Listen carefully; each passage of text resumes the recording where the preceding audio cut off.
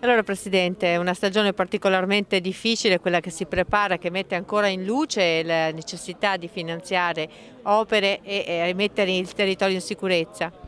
Sì, è una necessità questa che viene sempre più importante, una necessità che il territorio sente, una necessità che viene anche appunto dai cambiamenti climatici. Quello che stiamo vivendo in questi giorni è una situazione paradossale, che siamo in primavera, in un momento dove i nostri grandi bacini dovrebbero essere pieni di acqua, abbiamo invece una scarsa quantità di acqua, i nostri fiumi sono in carenza, quindi abbiamo grossi problemi di portate rispetto a quello che sono i volumi normali di questo periodo. Occorre per questo mettere in campo tutte quelle azioni necessarie per risolvere questo problema.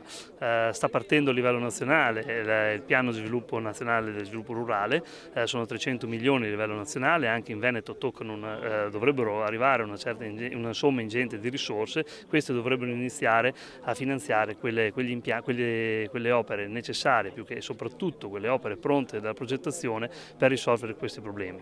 Ecco, si lamenta però che la gran parte delle risorse prendono la direzione del sud, mentre qui la campagna soffre.